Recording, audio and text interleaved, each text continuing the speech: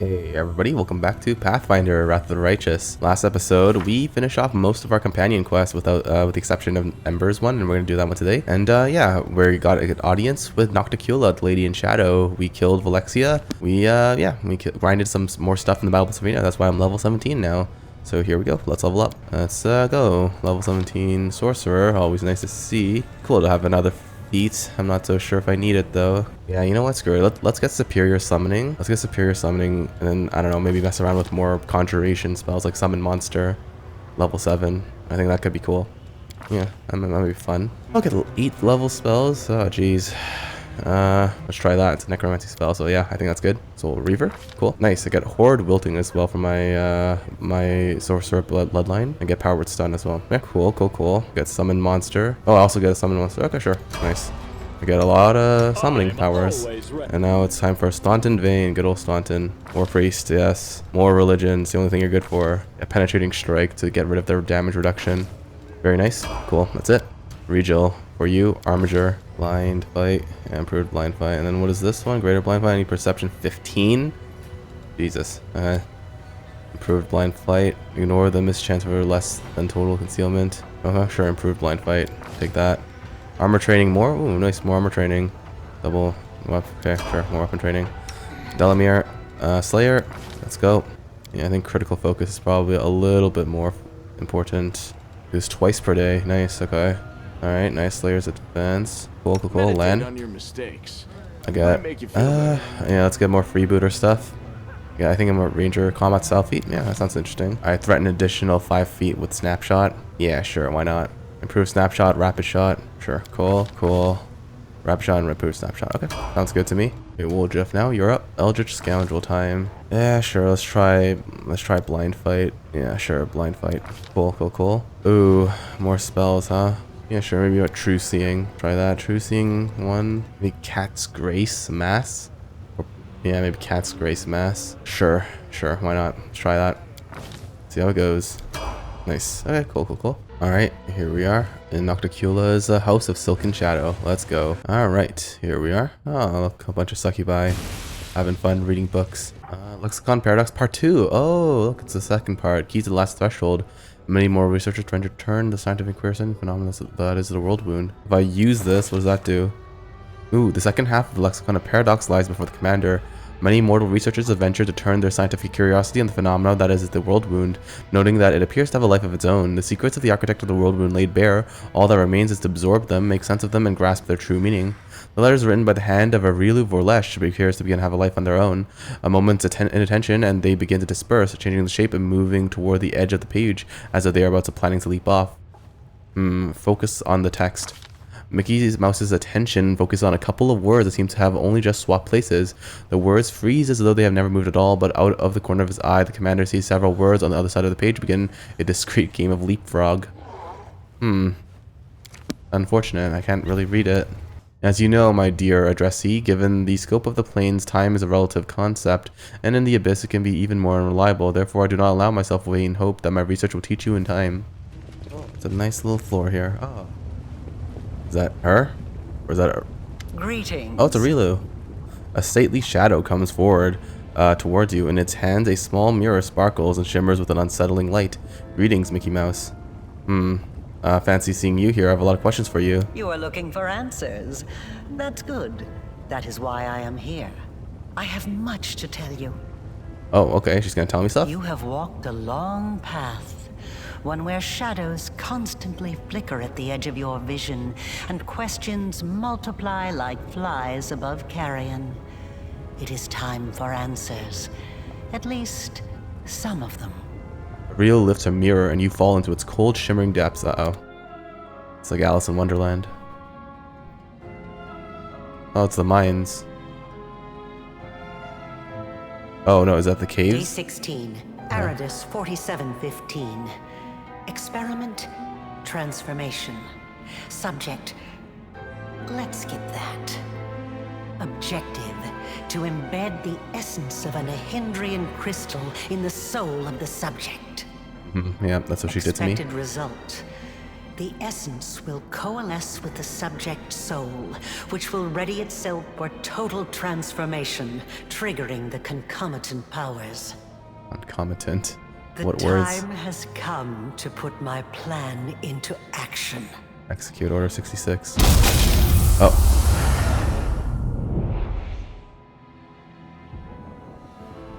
And, yeah, I'm okay.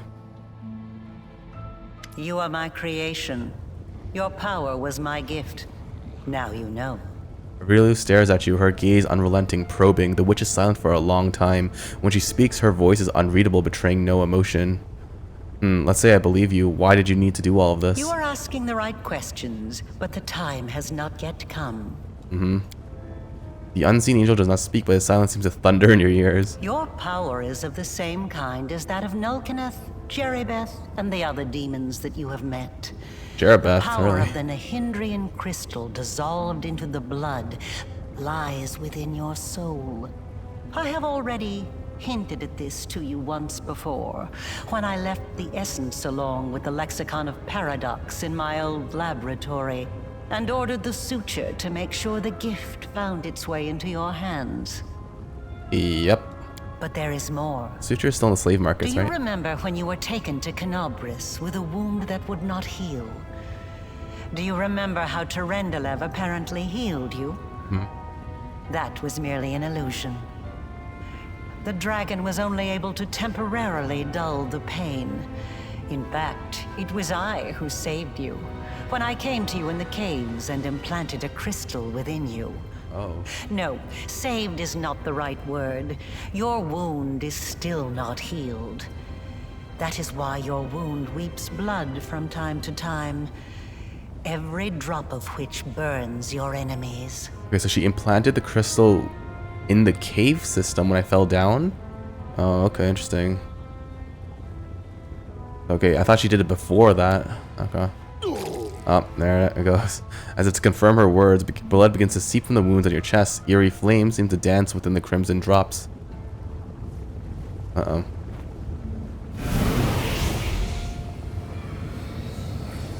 This is pure essence of Nahyndrian crystal. My invention is far superior to the crystals used by Xanther, which were barely refined at all. It will give you new strength and help you to overcome the wound that still slumbers within your soul. Take it. Take it, and you will see that this is the very power that has lived in you since the Battle of Canobris. Okay. Hey, are we doomed too? The That's true. chief shared his power with us, so does that mean we're cursed as well? How long do we have left? Say it ain't so. I'm too young to die so tragically. Alright, Woljeff, it's Not alright. much of a threat. Look at me. Before you know it, I'll be a decrepit heap of flesh just like some. But I still managed to keep living somehow. Okay. Alright, that's not gonna work. You need to tell me everything first. Very well, then. Ask your questions, and I Oh. will answer. She winces slightly, but quickly regains her composure. Okay, the Lich Zacharias performed a powerful ritual on me, but he could not extract my soul. It was too strong. What's happening to me? It is undoubtedly due to the influence of the Nahyndrian crystal that I implanted in you. It is not surprising that your soul is strong. It is mixed with the spiritual essence of a demon lord, and a very powerful one at that. I am uncertain whether your soul could ever be ripped from your body, although I would advise against putting it to the test. Too good. However, you have the right to find your own way, and to test point. the limits of your power as much as you wish. Alright, okay. What is this wound in my soul? How dangerous is it? It was my mistake. My failure. I failed to... The tale is too long to recount here. Your wound is a reflection of the Worldwound in a way. It is very dangerous, Damn you. even if you do not yet realize it. It is not a disease, but rather an abscess, which course. will one day burst and kill you. Wow, thanks. It cannot fully be healed until the Worldwound is healed. Really? That's how it works? Okay, sure. No doubt you have felt this affliction on several occasions. It awakens when you use your power. It makes you sense more strongly what mortals call the corruption of the abyss. Until the Worldwound is healed, you will have no peace. Well, then I guess I don't have a choice, really. Okay, you followed me. Like a witch in a fairy tale, I watched over you from birth. From before that, even. And I kept detailed notes. You were chosen and prepared for a special destiny. Damn. Wow, I'm the chosen one. Mickey Mouse, hey? Aside from this, I helped you. Even when you were unaware of my presence. I saved you and your unfortunate companions when you fell into the crevice in Canabras. Okay. In the Grey Garrison, it was I who distracted Minago to allow them to approach the Wardstone. And in Dresden, I appeared under the guise of Yaniel to guide you toward the Sword of Valor. Yeah, I remember that one. But, oh, so she was the one who distracted Minago, not Iomade. Interesting. And I also left you a present in my old laboratory, and told the Suture to see that you received it. I knew that sooner or later you would find your way there. That place exerts a powerful pull. Well, as it turns out, you helped me thwart the plans of your masters, Baphomet and Tiscari. They are not my masters. They are a resource. Okay, why was that whole ploy with the lab necessary? You were ready to sacrifice your servant, the Suture, for it. You always have to sacrifice something. I wanted you to go to the laboratory to see with your own eyes what I had been doing and what I am capable of, so it would be easier for you to accept the truth. The laboratory is the place where I prepared your ascent. And the Suture was the only one who I could trust to execute my plan and explain everything. After all, he too once experienced rebirth at my hands. And that is why I was willing to risk his life. Yeah. Speaking of the Suture, he's currently being held captive by Hepsamira. I saw her buy him at the flesh markets. I don't understand why you felt the need to tell me that. Okay. Alright. All you know is trickery and deceit. How can I trust you? Honesty is a luxury we cannot often afford. I don't expect you to understand this now, but at least try to remember it for the future. Okay, tell me about Nahyndrian crystals. Start from beginning. Nahyndrian crystals are formed from the solidified blood of demon lords. Right, I found that out Their last properties episode. are not well known, even among the inhabitants of the Abyss. And there are reasons for this. Acquiring the blood of a dead demon lord is very difficult. After a demon lord dies, their body is instantly absorbed into the Rift of Repose. Only the Lady in Shadow knows how to kill them in a way that allows her to preserve the bodies of her fellow lords and transform them into a solid state. That means that Nahyndrian crystals cannot be obtained anywhere other than the Midnight Isles. Okay. Or rather, it was impossible until recently, when I managed to experimentally obtain a crystal from the blood of a still living lord. You saw the result. Purple a dagger. Made from Tiscari's freshly shed blood, which I left for you in Canabras. As regards the use of the crystals, that is a discussion that would take time, a very long time. Someday I will finish my groundbreaking treatise on the transformation of Nahyndrian crystals, although it is unlikely I will ever publish it. So you figured out how to use the crystals to imbue living creatures with power. Not just any creatures, demons and half-demons. The soul must have a stable connection with the Abyss in order for it to receive the power of the crystal. Oh. Experiments involving tieflings and mongrels failed because the voice of the Abyss was not strong enough within them. Valuable information. The Order will be interested to learn this. But I'm not a demon. I wasn't a demon either when I started. But there are always ways to circumvent, or even to override the laws of the universe. Okay. I changed myself by knitting my soul together with the essence of the Abyss. And I changed you. Do you remember the fits of rage that began shortly after Tiscari's attack on Canabras? This is how the second half of your soul manifested itself. Not yet fully aware. Not yet awakened. It's a pity you did not choose to let your demonic nature take hold. The result would have been most impressive. Okay. All those arrogant crusaders, those knights with their eyes ablaze, those pious priests. They have installed at the head of their magnificent army a scion of the abyss, the creation of the architect of the Worldwound, whom they so revile. But it's strange to see you here in Nocticula's palace. Who do you really serve, Dascari, Baphomet? Both, and neither. I have served both Dascari and Baphomet, and not merely as the lowest in the pecking order. But I do not think you'll be surprised when I tell you that to me, both of these mighty lords are merely convenient temporary sources of power. And their time is almost at an end. But the Lady in Shadow is different. She is the preeminent ruler. Soon you will understand this for yourself. Interesting. But my power is different from that of Jerebeth, Nulkineth, and the other demons. Yes, because I taught Xanther and the other servants of Baphomet and Dascari the earliest version of this transformation ritual.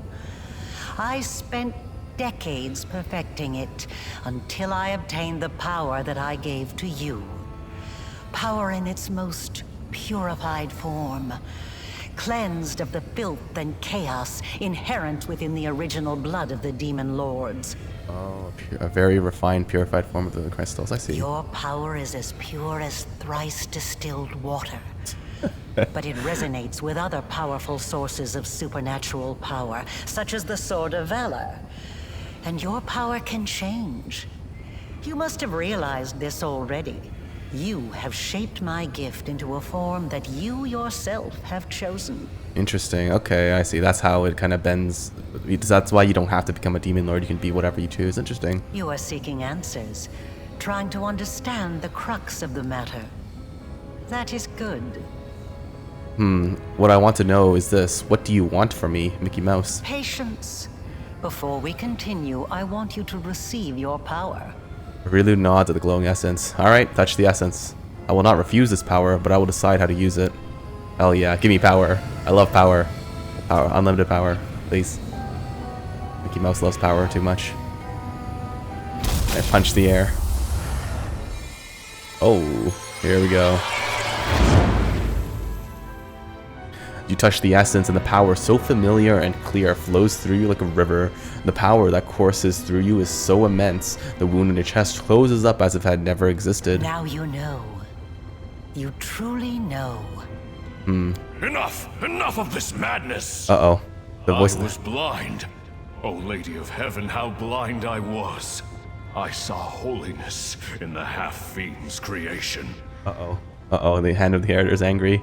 The voice of the Hand of the Inheritor thunders beside you. Areelu does not move, seemingly unaware of his presence. Away! Away from this festering hole! I must bring this terrible truth to Queen Galfrey, and save those who can be saved from this darkness! The angel's voice fades, and you can no longer feel his presence. He has disappeared? What? He just left me? Are you kidding me? The Hand of the Inheritor trusted you, mistakenly believing you were chosen by heaven, but your actions undermined his trust. Ah, okay, I see. Interesting. My actions undermined his trust. Okay. I want to help you close the world wound. Oh, Areelu looks at you for a while, then she speaks. Damn, she's gonna help me close the world wound? Hell yeah. Areelu's words are cut off by a quiet laugh. Sitting on the throne that was empty just a moment ago is none other than Nocticula, ruler of Alushinyrra and the Midnight Isles, a powerful demon lord, and the one they call Our Lady in the Shadow. Her red lips curl into an ironic smile, and her large eyes observe you with keen interest.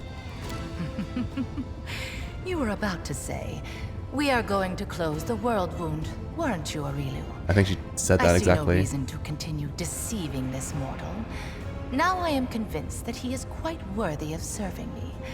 I will even reward him with a modicum of knowledge about the events in which he is about to take part. You've been sitting on your throne listening to us this whole time? Naturally. I am in the habit of observing my servants and guests while remaining unseen. Their private thoughts fly most eagerly from their lips when they believe themselves to be unwatched. And secrets exchanged in whispers are often invaluable.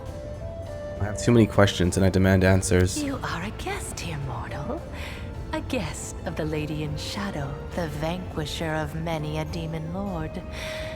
I am the only one here who is entitled to demand answers. You may ask your questions when I allow you to do so. For now, remember your manners and greet me properly. Sure. Bow respectfully. Please allow me to greet you, great ruler of the Midnight Isles. Your manner does not lack courtesy. That is to be commended.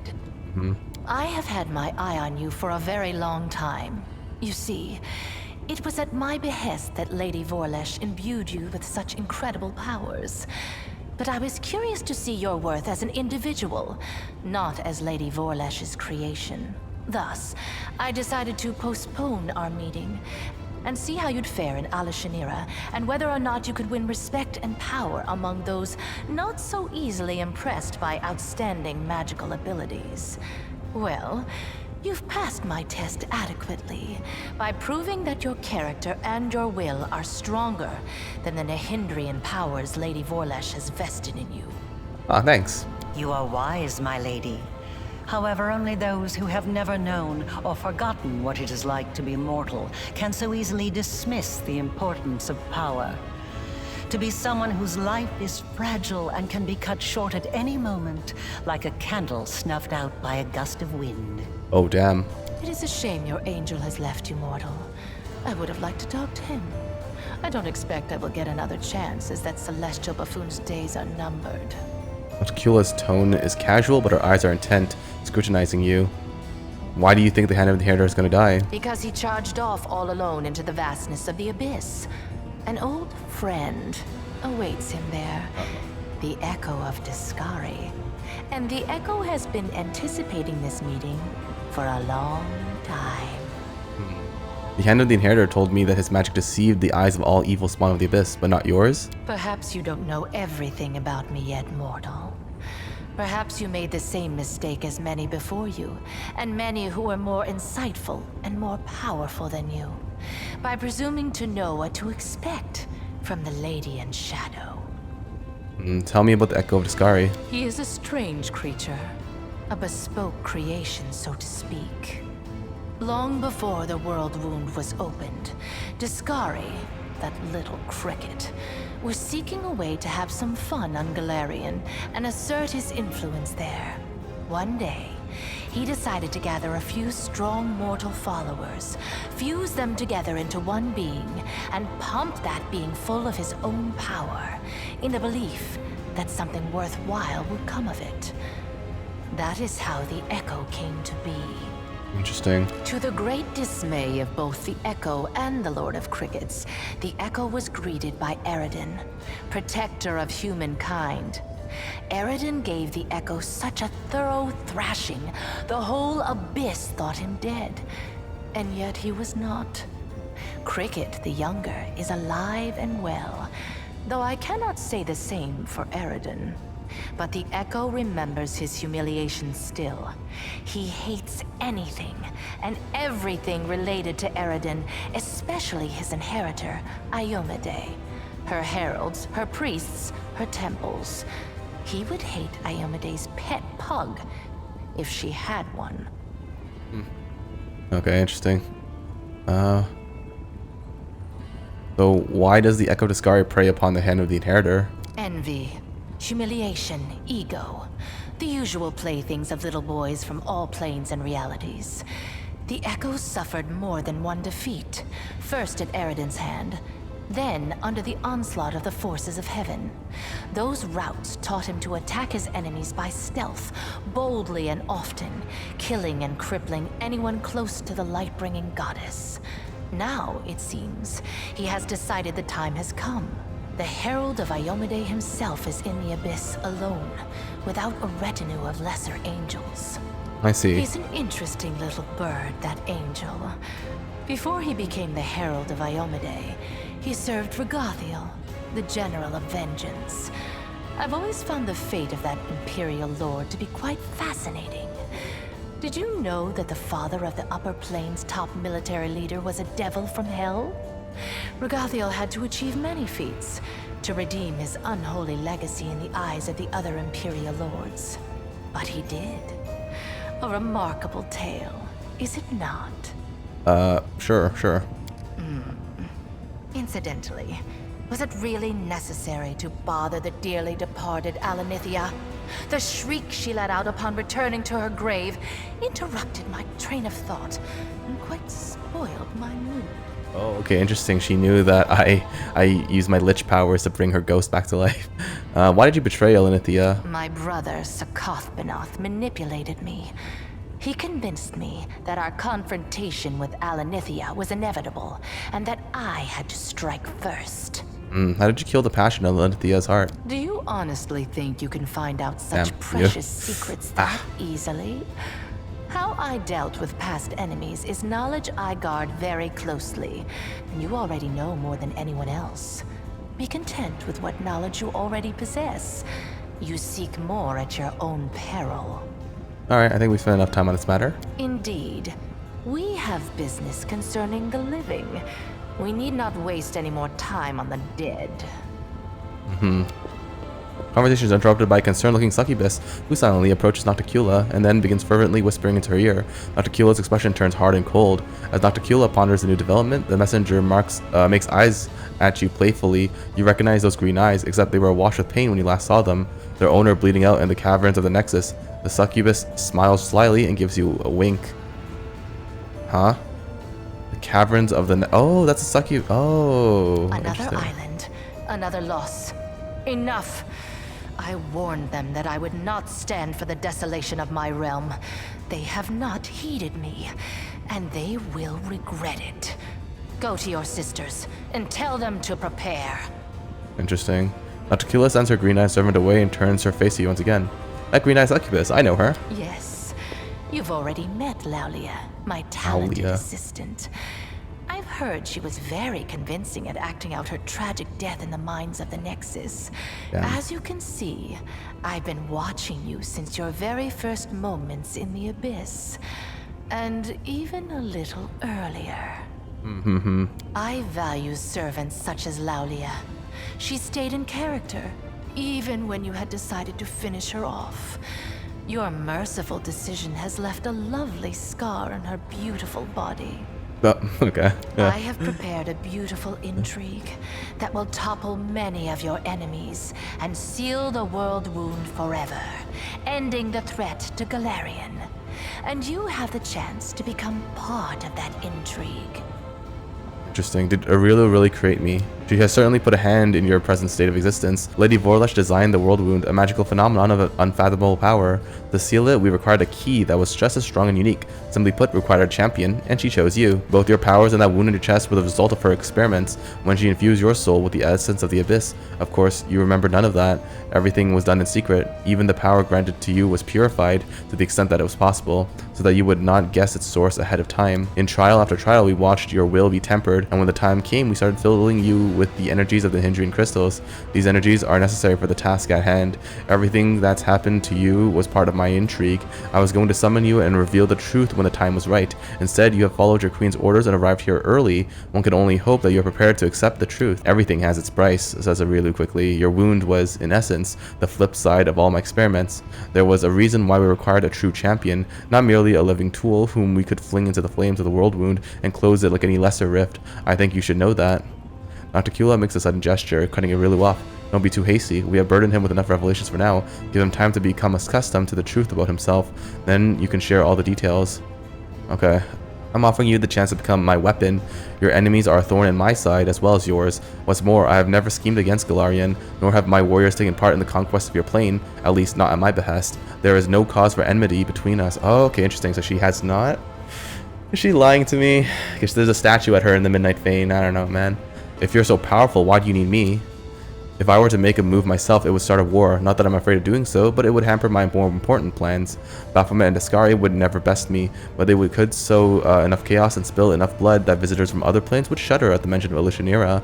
No, I will wage war on my own terms, in the shadows, and I will remain unseen until I drive my blade into the enemy's backs. Into my enemy's back, and since Galfrey happened to send you to my realm, you have the honor of becoming my blade, mortal. Be glad you're wielded by skillful hands. We should also reveal how exactly our blade will be employed. Nocticula silences Areelu with a sharp gesture. We can discuss the details later, when the moment is right. Now is not the time for idle conversation. Okay. Why would you want to close the wound? When the world wound opened, I was pleased. My realm was now connected to another plane. I wanted to make it into a crossroads of worlds, a place where demons, devils, and even angels could meet. The wound was a convenient place, was a convenient path along which I could advance my ideas. But the Midnight Isles was not the only realm that had been linked to Golarion through the wound. Dascari and Baphomet now also had a way from their realms into your plane. Their servants flooded my islands and spread out across them like a plague of locusts, killing guests who were under my protection, questioning my rule. They were driven by their lust to conquer and enslave, whether on Golarion or in another abyssal realm. I was forced to shift my focus and express my discontent. Eventually, atop the bones of our servants, we reached an accord. I would let their armies pass, and they would comply with my wishes while on my islands. Of course, the accord is a polite fiction. Both the Dascarites and the Baphomets are attempting to amass their power and influence in Alushinyrra to overthrow me. When they think I'm not watching, they break my taboos and revel in their own impudence. And worst of all, Lady Vorlesh told them about the Nahyndrian crystals. They realized what kind of power the crystals hold. They realized what kind of power the crystals hold, and now they are determined to mine every last deposit hidden within my islands. And once an island loses its crystals, it becomes nothing but flotsam, slowly sinking into the dark waters of Ishiar. With every lost island, my power is diminished. I could start a war and kill the plunderers, but a major conflict would hinder some of my other plans. So instead, I will teach my neighbors a lesson by orchestrating their ignominious defeat at the hands of a mortal. I see, interesting. What do I gain by serving you? A reasonable question. One must always serve one's own interests. Well, rest assured that you'll be adequately rewarded. I will give you gifts befitting your ambitions, and my patronage, which you can certainly count on, will prove more valuable than any enhanced trinkets you could dream up. Someone's feeling generous. While we're at it, we might as well ask for immortality. Arrow didn't like divine powers and pockets full of sweet pies, right? Nocticula, that's a condescending sigh. I can grant you immortality as well. If you think I will only reward the commander for a service, you are mistaken. I could grant every one of you whatever you desire most. You, underground hunter, would you like me to rid you of the curse of short life that haunts your tribe, so that your eyes don't grow weak in 5 years and your arms remain strong? And I would love that, but I'll have to pass. I don't know what price demons demand for favors like that, but I'm sure I've got nothing to pay with. I'd rather die honestly whenever my time comes than live with a debt around my neck. Regil says nothing, but gives Lan a short, respectful nod. Okay, cool. How exactly do you plan to close the world wound? She rolls her eyes. It's a complicated magical process. You will receive precise instructions once you've captured the threshold fortress on Golarion. There, at the exact spot where Lady Vorlesh opened the world wound, you will be able to close it. But first, you'll have to crush the Guardians of Threshold, and their forces are growing by the day. Hepzibah, Baphomet's daughter, is mining a large number of Nahyndrian crystals in my realm. These crystals are her secret weapon. No army in Golarion can stand up against them. You must stop Hepzibah. If you do not, your world will fall, and my plans will suffer significant harm. At one time, I disclosed the secret of transformation to 2 servants of Baphomet and Dascari, Xanthir Vang and Mustasafin. It was a well-calculated gambit which brought us time and assured both Dascari and Baphomet my loyalty. Mustasafin is Hepzibah's favorite. He oversees the transformation of her army. Hepzibah is currently on another island far from here. The route of that place is plagued by pirates, monsters, tempests, and other more terrifying dangers. Have you heard of the living bubbles of frozen time that swallow warships? And when the ships reach port, their crews discover they've been gone for 100 years. This is not the strangest occurrences you could encounter on your journey. I'm willing to provide you with my decent ship and an experienced crew. If you kill Hepzibah, it will stop her sinking any more of my islands, but without giving Baphomet cause to declare war on me. We are clearly being manipulated and serving as a tool in an intrigue we cannot fully evaluate. Given that we lack complete information, it would be tempting to make use of her resources, but that's what bait in a trap is supposed to be, tempting. Why is it so important to kill Hepzibah? Dascari and Baphomet won't just stand there and watch you close the world wound. They'll send their armies after you, and they will need an army of your own, and that is something the Crusaders won't have for long. Hepzibah is mining more and more Nahyndrian crystals to empower her forces when she attacks Golarion. If you don't stop her, the Crusaders' resistance will be crushed, and the ranks of demons pouring through the world wound into your world will multiply 100-fold. You were sent here to cut off the demons' army's supply of Nahyndrian crystals, weren't you? Well, that's exactly what you're going to accomplish. Alright, I'll consider your offer, Lady in Shadow. and accept it, I'm sure. I respect your caution and won't force you into submission. We all stand to gain if you do my bidding of your own volition. A glimmer of approval dances in Nocticula's eye. An interesting destiny lies before you, mortal. You will rise to great heights and play a part in the events of titanic proportions. Many would give laird life for a chance to tread such a path. Hepzibah visits Alushinyrra every now and then, but her true lair is far from here. She hides on the island of Kulfir in the northwest of my archipelago. There lies in her secret fortress in the deep mines her slaves dig Nahyndrian crystals for the invading army she plans to bring to Glarian. I will give you a magnificent airship and an experienced crew to take you there. It will be a long and perilous journey. Take some time to prepare. Okay. I wish to inform you of treason. Nocticula looks quite amused. Is that so? Who is it that you decided to inform on? And more importantly, how did you learn of these traitors and how credible are these accusations? Shamira is researching Nahyndrian crystals in secret. Perhaps she is planning to overthrow you. A small smile appears on Nocticula's lips. How nice of you to warn me. I'm impressed. I do wonder, however, did you really think I was unaware of this, or did you really want to demonstrate your loyalty? Either way, I appreciate you telling me. I'll take this as proof that I can rely on you. Oh, interesting. I guess something. You were very astute to uncover Shamir's desire to dethrone me, and it was particularly sensible of you to keep your mouth shut about the secrets of the Nahyndrian crystals. I suppose your caution calls for a reward. At the snap of Nocticula's fingers, one of her servants approaches you and presents you with a delicate package wrapped in gossamer-like silk. Mining Nahyndrian crystals is a surefire way to sink the island. The crystals are on the bottom of Ishiar. I assume you understand why all who attempted to procure them on Olympia were executed. At least you didn't tell Shamira about the mines you found. The last thing I need is the ardent dream burrowing under my capital. Why do you still tolerate Shamira? Someone has to deal with trivial matters. Shamira's betrayal was assured the moment I made her my favorite, just as Zeophrin's before her. The second always dreams of rising to be the first. I know the feeling well. A friend of mine, the storyteller, has peered into the future. In his vision, Hepzibah was sending demons after you. The demons were strengthened by Nahyndrian crystals. A hint of dangerous excitement creeps into her voice. You are a font of knowledge, my dear guest. Let's just say I'm not surprised by her appetites. The ambitions of that brat or her lecherous goat of a sire were bound to surface sooner or later, but your warning will encourage me to keep a closer eye on her. You could have gone to Hepzibah with this and have received a payment for your silence. Your foresight must not go unrewarded. Oh, okay. I've said everything I wanted to say. Nocticula odds graciously. If I am to depart for Kulfir, your guards must watch over my camp nexus and all who are residing there. Nocticula nods regally. I will send my assassins to ensure that no harm comes to your entourage. Be grateful for my patronage, mortal. Okay, good. Hold on, I still have some business to take care of in Alushinyrra. Nocticula nods herself. Areelu, you are no longer needed here. As you will, my lady. Areelu vanishes, but you notice the look in her eyes, pensive and appraising. You have taken a liking to my city, I see. Well then, savor it to the fullest, and then come back for a truly important business. Nocticula's lips part in a smile that is both predatory and alluring. Cool, I got my mythic powers. Nice. My mythic stuff. More lich powers.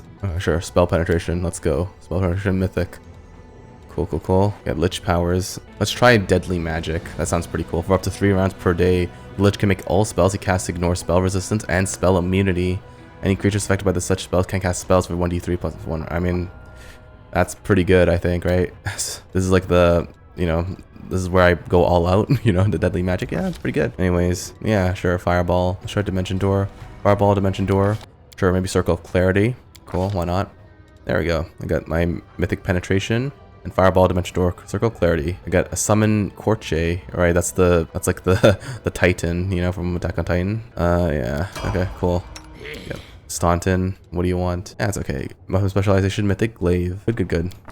Cool. Nice. Tell me. Regil. I'll do it. Let's try improve critical for my gnome hooked hammer for Regil. Cool. Nice. Good old Delamere here. Yeah, sure. Maybe rapid shot mythic for Delamere. Do have rapid shot. Yeah, I do. Meditate on your mistakes. Make you feel better. Yeah, point blank shot mythic is pretty good. Take that for Lan. Good. I'm here. And for Woljef. Where else would I be? Yeah. My dexterity is pretty good. So, weapon finesse for mythic. Good. Really good. Feeling strong, feeling good. Alright, we're here with Ember. Good old Ember. Gonna arrange a meeting with her. My companion Ember would like to speak with you. Ember. Yeah. So that's What's her that thing? then? Nice. Well, approach. Pick an eyebrow, Nocticula I looks have down. heard you bleeding your pathetic prayers at me. You have some nerve addressing me with such nonsense. Did you think I would simply repent? Renounce my status as a demon lord? Do you have any idea what I had to do to acquire it?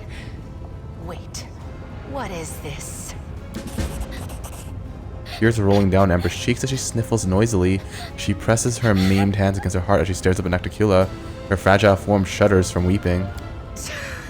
I can't stand these noises. Do you think you're the first to try to move me with a display of tears? It only makes me angry.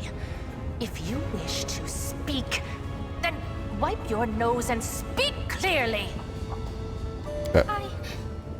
I know what you had to do.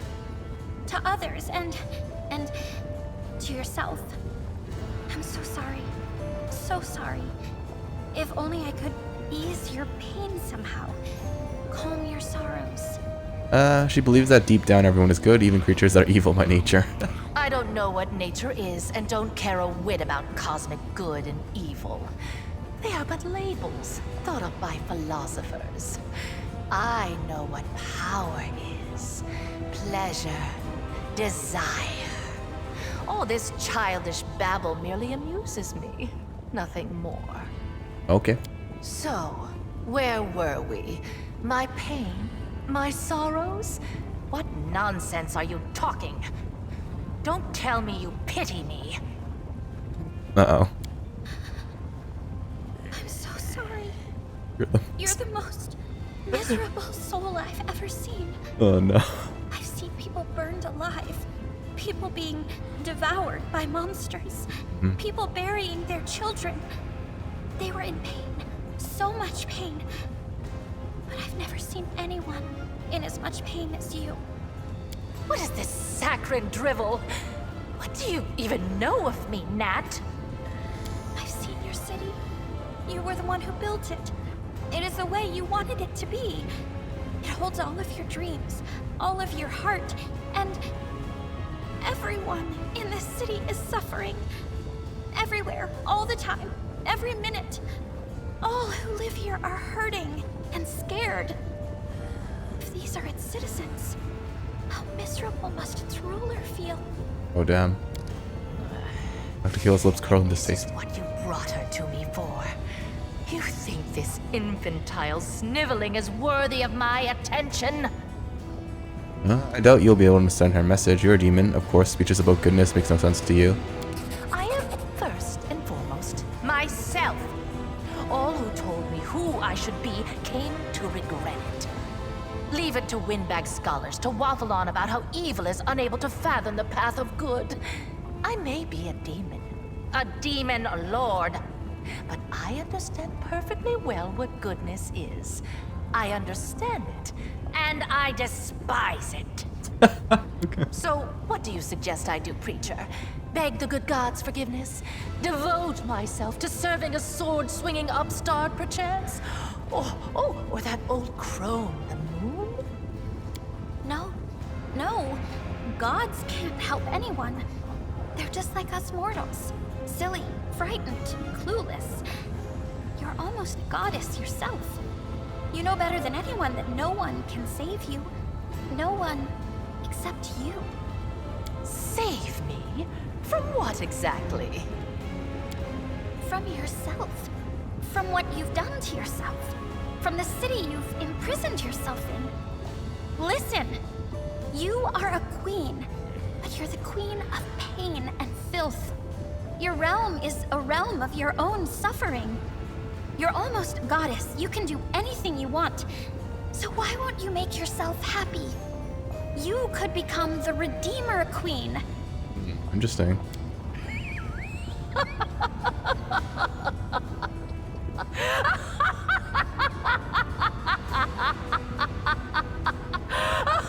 Tilting her head back, Nocticula explodes with wild laughter. Her body is shaking, and she doubles over, slapping her thighs with her palms.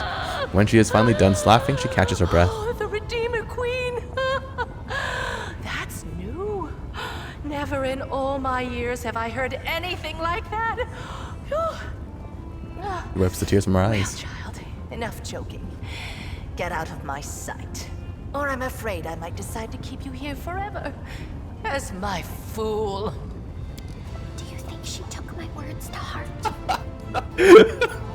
Upon giving Nocticula one last smile, Amber ducks behind your back. You hear her whispering. Who knows? I suppose you're right. We'll see what happens. Yeah, we'll see. I told you to get out! me voice again. Okay, sure. Is that it? Yeah, that's it. All right. Time to get ready to go on a boat then, right? All right, time to go to Kolfir. I'm ready to hunt down Alushinyrra. Hope you're well prepared. Have you brought your strongest companions on your journey? They will be the only ones you can rely on. You will receive no reinforcements, and you will not see those you leave behind on Nahyndrian for a very long time. Don't dismiss the importance of preparing for this mission. When you're ready, step into the portal. It will take you to my airship. The captain and crew have already received the instructions, and good luck to you, mortal. An extraordinary adventure awaits you. All right. Oh, okay, downstairs. Okay, hold on. Let's see what happens first. Use the portal. Approach the portal. You have a long and dangerous journey ahead. You'll be no turning back, and you'll only be able to rely on yourself and your companions. Before departing on this deadly and dangerous mission, you should otherwise check your equipment. Meticulously complete all unfinished business, because the operators come back here may never appear again. All right, see ya. The route marked on the map connects Nahyndrian and Kolfir with a black line. It is straight and steadfast, just like the commander himself, determined to catch and slay his enemy, Alushinyrra, Baphomet's daughter, at all cost. The commander's crew looks impressive and menacing, a gang of hardened sky wolves and experienced aeronauts, handpicked by Nocticula. Even the ship itself has the predatory silhouette of a military craft, not to mention a stockpile of supplies and a formidable arsenal. The voyage is only just underway, but the commander and his crew are already facing their first challenges. Having spotted the lone ship, a flock of harpies rises from the coastal rocks. Armed with hooked talons and carnivorous grins, they rush upward, squawking. Eerie, harmonious, and enchanting songs fill the air. The gazes of some of the sailors go blank as they cast away their lines and walk unsteadily toward the ship's broadside to step into the void, where the sweet-voiced songstresses are waiting for them. Intimidate. Chase the harpies off with weapon fire and battle cries. Even for an experienced archer, hitting a nimble harpy in midair is no mean feat, but somehow the crew manages to strike down several with well-aimed shots. The screams of fury drown out the enchanting songs, and the crew drives the winged predators away from the ship. With shrieks of disappointment, they continue circling in the distance for a while and then head off in a search of less dangerous prey. Okay, 3 days past, geez. Many cultures consider malice and belligerence to be contagious diseases. In the Abyss, one particular place transmits such quarrels in the air, like a noxious miasma. This place is Mara Island, and the ship is flying right over it. Discord sowing whispers fill the thoughts of every crew members. Sailors suddenly begin casting hostile glances at each other, while muted but merciless brawls break out here and there with almost zero provocations. Such is the aura of Mara Island, the heart of malice and disorder, a cauldron of the affliction known as strife. Tension and hostility between the crew seem to grow by the second, and a stabbing seems imminent, for no apparent reason at all. A bloody and violent fight breaks out below deck in the blink of an eye, and then just ends as quickly. The hearts of the victors fill with horror as they gaze at the sight of their comrades' lifeless bodies at their feet. The commander, who was just passing by, barely avoids a pointless death at the hands of a cleaver-brandishing sailor. Had the blade swung a few inches closer, it would have buried itself in his heart, having reaped her bloody harvest from the ship. Mara mercifully releases it from her grasp. Infuriated, the captain of Nocticula's ship draws his weapon and personally executes the combatants who dare to wound a guest entrusted to him by the Lady in Shadow. With a trembling voice, he assures the commander that the transgression will never be repeated. Okay, that's nice. The hurricane of enormous proportions rages toward the ship, threatening to crush the boat like an eggshell. A whirlwind rips a gaping sailor from the tackle and tears him apart in midair. The winds catch the ship and draw it into a deadly dance. The elemental embrace lasts for hours, days, or maybe months. Within the stormy darkness and the chaos of crashing salty waves, mere moments seem like an eternity. It feels as if the wild winds have subdued even time itself, twisting it into a bizarre spiral. The commander can barely make out the dark shape of the island called Areelu below, offering a chance that the ship might seek refuge there. But what dangers might await the vessel on land? Would it be smarter to make a valiant attempt to drive the ship through the raging elements? Okay. Order the ships to stay on course despite the hurricane. Let's go, boys. Alright, the abyss is filled with vile creatures that threaten the lives of courageous aeronauts. Some of them are sentient, others less so, but while attempting to avoid them all, it is easy to forget about the mightiest and cruelest monster of all, the abyss itself. Merciless, destructive, and filled with rage, the ship is buffeted from side to side, only ever a moment away from being reduced to dust between two colliding whirlwinds. The commander...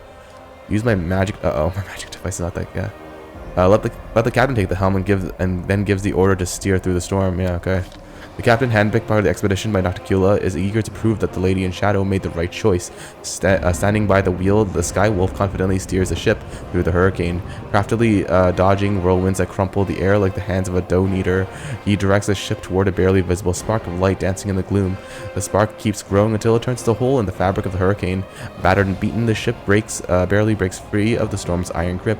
Many sailors have been torn off the rigging by whirlwinds. A giant crack gapes in the hull, and some particularly damaging gusts have blown away the quarterdeck. Judging by the captain's observations, the hurricane has blown the ship to the far south of the archipelago. The storm-battered vessel requires urgent repairs, and the stock of provisions and drinking water in the hold was not intended to support such an unpleasantly protracted journey. Uh-oh. The lookout points to a violet glow on the horizon. The source is a series of glaciers, which, thanks to their unique optical properties, refract light and produce an amethyst glow that is visible from a great distance. This colossal natural beacon of giant purple glaciers erupt from the bowels of the island of Nahyndrian, home to pirates and slavers. One such horror of an aircraft emerges from the clouds to intercept the commander's ship. Numerous spikes impaled with writhing, flayed bodies decorate this pirate ships, and it looks like the sails are made of the skin and its unfortunate victims. A huge symbol on the sail indicates that the ship belongs to cultists of Dagon, Shadow Lord of the Sea. With bloodthirsty screams, they advance upon the commander's vessel. Yeah, sure. Order the crew to raise the flag of the Lady in Shadow. The pirate ships only gains more speed. Oh, crap. It seems like the Dagon's cultists are especially eager to spill the blood of another Demon Lord's followers. The ships clash as boarding hooks fly into the air, bite into the ship, and bind the vessels together with a web of ropes that kill any hope of escape. The boarding pirates launch themselves forward, brandishing the cleavers. The commander's sailors soar upwards and meet them with the firm intention of keeping away from the deck of their ship. The commander... mobility. Climb the rigging, trying to strike the pirate's leader down personally. The pirate leader circles the ship, bellowing orders, carried by mighty winds. His bulky body is covered in scars and ritual scarification. Climbing the rigging, the commander manages to reach him. With a vile grin, he leaves one of the ropes, and the freed end of the sail thunders toward the commander, almost sweeping him overboard. However, by some miracle, the commander manages to dodge out of the way. The commander's retaliatory strike hits its target. The pirate captain collapses to the deck like a sack of dead meat. The courage of his underlings drains away as his captain's blood is spilled. Fighting on the cramped deck of an airship is brutal and gory sight. The boards grow sticky with blood, and the bodies of dead sailors hang lifelessly from the rigging. The pirate ship, set on fire in several different places at once, loses altitude rapidly. The mast comes tumbling down onto the deck, which jackknifes and collapses onto the cargo hold with an almighty crash. The little dark figures of the pirates plummet into Ishiyar, tumbling with their arms windmilling comically in futile attempts to spread their torn and wounded wings. This is certainly a victory, but at a high and bloody cost. Scallion. Okay, cool. There we go. Cold Fear is straight ahead, but supplies are running short. The crew plans to replenish them on the forbidding island of Vazglar. Once Vazglar was quite an important island, covered in the ruins of abandoned cities that hid both unimaginable treasures and horrible dangers. But the abyss is ever-changing, so now Vazglar lies flooded, and the veins of Nahyndrian crystals hidden in its depths have been depleted at the hands of Hepsamira's proxies. All the while, all the crew can see is a lonely rock that sticks out of the water like a huge fang. On its summit, the crew spots a small complex of tombs, and not far from it stands a tiny village of the cliffs. Just several hours, that looks like a pale mushroom with huge caps and round windows. The residents of these homes are likely a gaggle of fishermen that live off Ishiyar's bounty, and now they must be hiding within, afraid the visitors are after their property and supplies. Ooh, okay. The commander decides to... I can try and do nature, send the sailors hunting. Yes, the sailors return with a catch that is quite meager, but still better than nothing. They managed to hunt down and kill a predatory amphibian that was hiding in some grotto. Its meat is tough and it reeks horribly, but it is technically edible. The stew, cooked from the meat and melted fat from the quarry, proves to be surprisingly nutritious and satisfying. It renews everyone's strength, banishing both their sickness and any nagging pain from old scars. The next morning, with the uneasy sailors, notice a dozen more creatures like the victim of the previous day's hunt. The beasts scaled the coastal rocks, climbing closer and closer to the top of the cliff. Without a doubt, they were drawn here by the death of their kin, and with a hungry roar makes the crew return to the ship of the air with utmost haste. Another 3 days, jeez. Kulfir is in sight. However, this is not the end of the expedition, not for the commander. After all, the journeys end in a safe port, where the fortunate survivors may heal their wounds, quench their thirst, and drink away their loot. Kulfir promises nothing of the sort. It is all grim rocks, gloomy caves, and the horrible creatures looking within. One such creature notices a ship and takes flight. The beast is an umbral dragon, its scarlet eyes sparkling rapaciously, its jaws opening hungrily, and the airship seems a convenient snack for the monster. The commander, Perception. I have terrible. Yeah, okay. Order to the captain who brandishes a huge harpoon to strike the dragon. According to the captain, he's dealt with monsters like this before. Aiming carefully, he sends the harpoon flying. The jagged hooked blade pierces the monster's hide and sinks into its vulnerable tissue. The sailors grab the rope still tied to the harpoon shaft and they pull as hard as they can. Their powerful collective heave forces the beast to flip over in the air. Struggling, the dragon catches the rope with its teeth and quickly rips it out. But the right moment for its attack is already lost. The dragon loses the commander's ship among the cliffs of Colfear. The airship finally makes contact with the stony ground of the island. With obvious relief, the sailors hasten to tie the ship to some stone stalagmites so that the vicious winds does not hurl it back into the air. The night grows silent again, deadly silent, and it is unlikely that no one in Colfear has noticed the arrival of the commander and his crew. The expedition is over, but these tribulations and that fate has in store for the commander are far from over. Somewhere among these rocks is Baphomet's daughter, and she is gathering an army that will soon try to conquer Golarion. Ooh, what a great story. Nice bedtime story. Alright, here we are. Thwart Hepzibah's plan. Hepzibah's lair is hidden somewhere in the depths of Colfear. There are many slaves toiling in the mines to provide the vigilant guards. Surely they will not allow the commander to reach Hepzibah without a fight. However, there is no other choice but to go deep into the caves of the very place where Hepzibah endows her soldiers with such mythic powers. Okay, cool. Alright, Captain, you have anything to say to me? You're proud to be service our Lady Shadow. It's our honor to bring you here to at her request. Okay, go in. Brave hero, come to my aid, I beg you. Uh-oh. Who the heck is that? Oh, interesting. A corpse lies at your feet. It is wearing an old set of knight's armor, and beneath the open visor, you see a shrunken, mummified face with thin, shriveled lips and a sharp, angular chin. The dead man looks human, but even in death, you can tell there is something not quite right about his features. However, it is not difficult to imagine what he must have looked like when he was alive, resolute, proud, and courageous. And I can actually imbue the corpse with new vigor and raise him as my undead slave. What a great day to be a lich, you know? Finally. Your power pours into the dead man's flesh. It fills the corpse, illuminating its dead eyes with crimson light and causing its limbs to shudder convulsively. A dry wheeze comes from the dead man's chest. Alright, who are you? Tell me the truth, you miserable undead. If you lie, I will destroy you. The undead man responds in a deep, resounding voice. I am Castaglier. I was once a faithful servant of Baphomet. Mistress Hepzibah commanded my unit to find someone. We were looking for Golarion on an airship bound for Colfear. Then I perished. I do not know who I am now. Who am I? From now on, you will serve me. As you wish, my lord. The knight makes an unsuccessful attempt to rise, but his body is too broken and mangled. Alas, I am currently useless to you. I sense the loss of certain parts of my body. I need time to put things right, and then I will be able to obey orders again. Who are you in life? A look of pride flashes across his grey face, although his voice remains dry and impassive. I was once called a Castaglier Mantiel. I was born on the material plane, far away from Golarion. I was a paladin in the Order of the Burning Fist. It was an honor to serve in its ranks. My armor bore its insignia. We fought against the spread of evil, traveling across the plains to sever the grasping tentacles of darkness. I was a good soldier. I participated in numerous raids against the dark forces. However, an incursion into the Ivory Labyrinth led to my defeat, and I was turned into a weapon. That's where I became who I am now. How did you go from being Baphomet's enemy to being a servant? We made a mistake. We did not know the danger that awaited us at the Ivory Labyrinth. The arrows fell like rain as we forced our way inside. And only 24 warriors survived and only survived the ranged assault. Then our path of retreat was cut off, and for many months we were forced to finally survive in darkness. Wounded and filled with despair, we had to fight on every turn. Finally, we found a canal in the depths of the labyrinth. We seized a ship and it moved through the water and set sail, hoping the current would carry us away. But it was a trap. We were sailing straight into an ambush, and I knew about the ambush all along. Darkness had devoured my spirit, and the Lord of Minotaurs had already had me in his thrall. I acted according to his will and followed instructions. My comrades perished, and my beloved wife, my most faithful companion, was taken prisoner.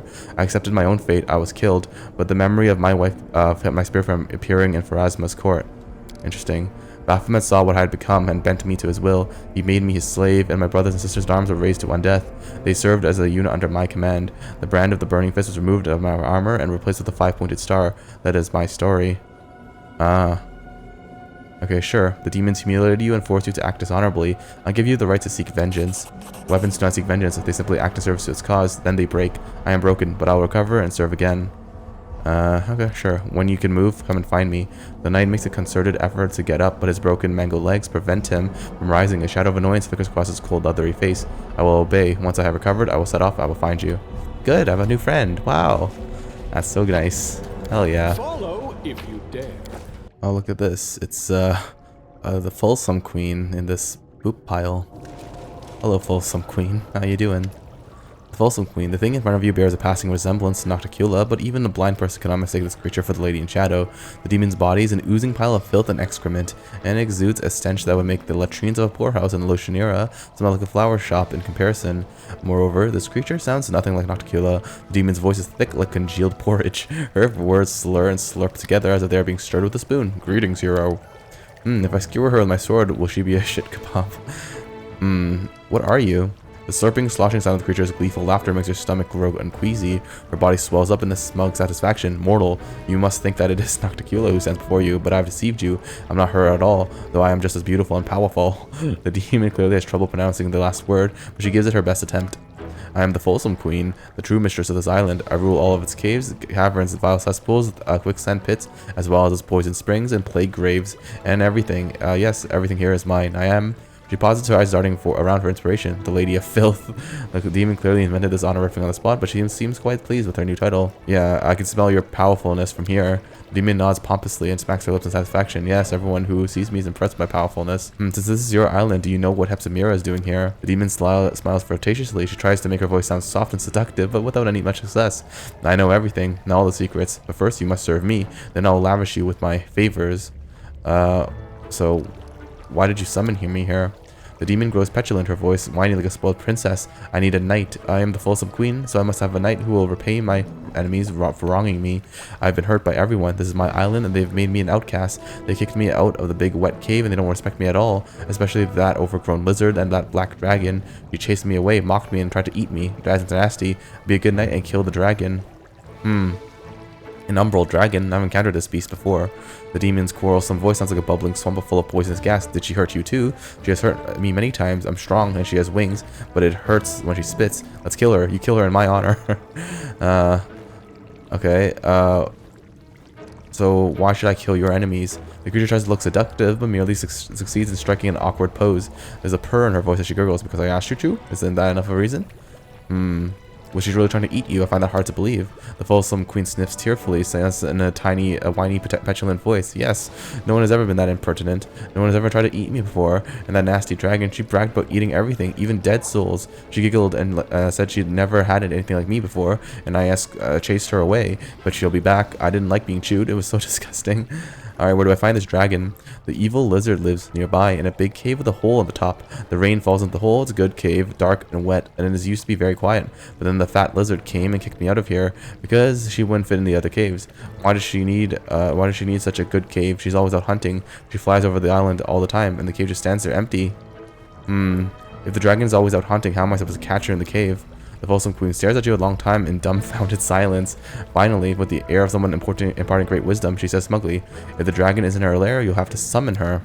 Dragons love their treasure. Everyone knows that. If you touch the treasure, the dragon will hurry back in the blink of an eye to protect her property. But the things scattered around the cave, the bright stick with a bird on top, the sparkly dress, the round coins, and even the pretty little crown. The demon's voice grows wistful, and there's a faraway look in her eyes. They're all just silly rocks that have been wrapped in illusions, and the real treasures look like boring rocks. Look closely and you'll see what I'm saying. You see that I'm right. I know this because I snuck in there, and wanted to see it because my gaze pierced through the silly spell. Very well, I'll deal with this monster. The demon's voice is soft and flirtatious. I see that you're brave. Kill the monster and I'll reward you terribly generously. I don't know if I want her reward. I feel like her reward kind of sucks for me. Alright, why do you look like a Nocticula? The demon lowers her eyes flirtatiously. She giggles, pleased with herself. I can take it on any form. Nocticula is the most beautiful and perfect creature in all the world. So that's why I like to be Nocticula. Okay, sure, let's go. The Folsom Queen tries to look regal or impressive, but without much success. She dismisses you with an awkward wave of her hand and disturbing the swarm of flies that hover around her loathsome form. They scatter in all directions with a low buzzing sound. Okay. Okay. Alright, cool. Oh, look at this. They're having a birthday party or something, whatever here. The huge demon cowers in fear when he sees you. He trembles, covering his head with his huge hands. Eek, who are you? Did Our Lady in Shadow send you to punish us? I knew this would happen. Have mercy. It's not my fault. Who are you? The words pour from his mouth, nearly tripping over themselves in their haste to escape his lips. My name is Zuneki. I used to be a slave here, but then I worked hard and they made me an overseer. I kept a good eye on the other slaves, and if anyone slacked off, I whipped them hard. And when the slaves revolted, I lashed 3 of them to death before they brought me down and trampled me. When the guards cleared the mine shaft of rebels, they healed me, and I was assigned to watch the kitchen, where they cook gruel for the slaves. So I'm a cook, not a soldier. Don't hurt me, alright? I'm a good worker. I can good work for you too. Okay. Alright, sure. You followed the rules of this place, you did what you were supposed to do, and received the promotion you deserved. A faint sheepish smile appears on the demon's face. Then maybe you can let me go, huh? Tell me about this place. This is our newest location. We used to mine on the other islands. We hollowed out Vazglar. We mined until there was nothing left, and the island began to sink. All the crystals were taken to the Nexus, and from there they were sent to Glarian to some wizard called the Plagued One. Stupid name, huh? The demon chuckles nervously. That's why our camp was the Nexus, but then it became dangerous there, and everyone was evacuated. This is where we live now, but life here is so bad.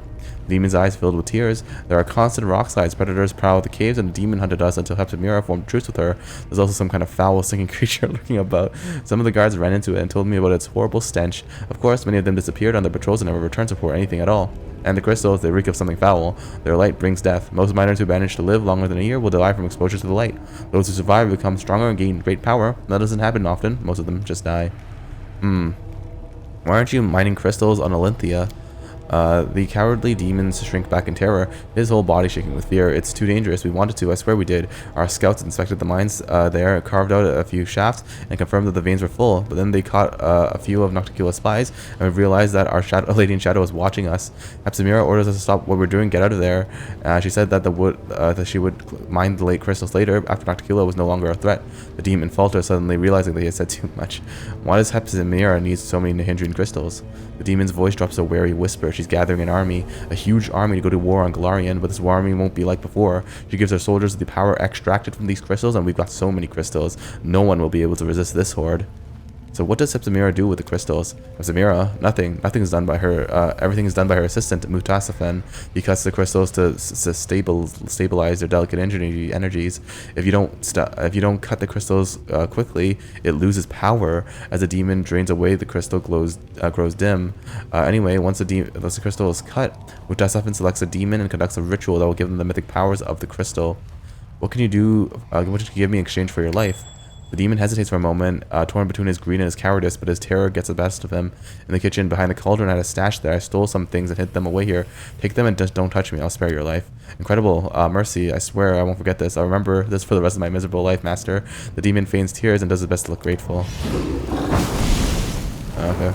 And he just runs away. Sure. You won't survive me. Oh, wait. I just killed the dredge? Oh, wait. I was trying to click on something else. Okay, fine. Whatever. I guess I can shoot the dredge as well then. Oh. Alright. Huge. Yep. Nice. Okay. Press the attack! Oh, interesting. Oh, that's Mutasafen. The demon Mutasafen silently observes the army's departure with the air of a military leader watching soldiers on a parade. When he finally notices you, he barely acknowledges your presence. That's you. The last time we met, we ran away in a hurry. This time, however, you don't seem to be in any rush to disappear. The last time we met, you were a hindrance to my plans, but now you might actually be of use. So please be my guest. You can stand there and gloat as much as you want. You can even attack me, believe it or not. You can't kill me, at least not permanently. Where is Heptamira? She's not far. She's actually on the other side of the barrier I constructed. It's an excellent barrier, very reliable. I perfected the formula invented by Areelu Vorlesh. These barriers cannot be opened without a key, and they are also perfectly camouflaged. I heard that the barrier in your little towns of Dresden were particularly effective. Crusaders walked past the entrance to the Midnight Faint thousands of times, but never noticed it until now. You cannot get through the barrier to Heptamira without my help. I could help you, of course, but I won't. If you want my key, you're gonna have to take it. Mutasafen chuckles. So where are the demons going? Those marvelous demons I selected by hand, the army that I personally nurtured and nourished with the power of Nahyndrian crystals, they have been sent. I hope your imagination is already running wild with possibilities. Some are precious to you, some are entirely defenseless. Mutasafen pauses. Well, any guesses? If you think I'm sending them to the little town of Dresden, you're mistaken. First of all, it's already being dealt with by others, and second, there isn't much honor to be gained from conquering the pathetic rock pile. The town's been ravaged like a whore. It's been taken more times than a brothel slave in Alushinyrra. No, my army will not go to Dresden. Our mutual acquaintances showed me a far more interesting target. The Echo of Discari told me about a sanctuary of the Imperial Lord of Pulara that is hidden in the depths of the Worldwound. It seems that a handful of Sarkorian stargazers and their angelic patron have been fooling the armies of the Abyss for years. The temple has been hidden under the noses of all the mighty demon lords, Minago, Darzan, and of course Heptamira. No one has ever found it. If I conquer it and bring it to ruin, the victory will be mine alone, and I have something very special planned for those stargazers. The demon licks his lips. Why are you working with the Echo of Discari? because it is a pleasure to work with them. Our business arrangement is mutually beneficial. In the Abyss, there are two kinds of alliances. Alliances based on shared interests, and alliances based on shared enemies. My alliance with the Echo falls primarily with the first category. For now, he gave me information about the location of Pulura's hidden sanctuary in the Worldwound. In exchange, I performed a Nahyndrian ritual on him and endowed him with new powers. You should keep that in mind the next time you see him, and you will see him again soon. I see. Does Hepzibah know about your plans? Why do you think we're having this conversation? She never suspected my true intentions, and she may still be clueless now. Of course, it's also possible that she has discovered my plans too late and is now powerless to stop me. But what's a little betrayal between demons? I took control over the army and waited for you to knock on the gate and then gave the order for them to march out. If everything goes according to plan, I'll be long gone by the time you and Hepzibah have finished with one another. I intimidate you. I've already defeated you in battle once. Do you really want to be humiliated a second time? Give me the keys to the barrier, I'll let you escape with your life. Mutasafin licks his lip nervously, and after a moment's hesitation, he muses thoughtfully. Well, what do I have to lose? After all, I've already betrayed Hepzibah. If I give you the key to her enemy, I'll rid myself of both of them. He takes a few steps toward the passage used by the soldiers. Alright, mortal, here's your key. He pulls an object from his belt and tosses it to you. It lands at your feet with a clang. No need to get upset. I'll do what I need to do to keep you from attacking me. I don't want to die on such a momentous day and ruin my chance to finally destroy Pulura's temple. Alright. Oh, okay, I'm still gonna fight them? Alright, I have the high ground though. I do what I must. Alright, you know what? I think that's going to do it for this episode. We did quite a bit. We talked a lot to Nocticula, we made a plan with Areelu Vorlesh. We learned about how she put a crystal inside my chest, and now that I have a bleeding hole in my heart that can only be sealed by closing the world wound. Now Mutasafin, I have to go and kill him as well, and probably kill Hepzibah as well. So yeah, that's going to be us in the Coldfire Mines next episode. Thank you guys so much for watching. Hope you guys enjoyed it as much as I enjoyed playing it. And as always, I hope to see you all next time. But until then, goodbye for now.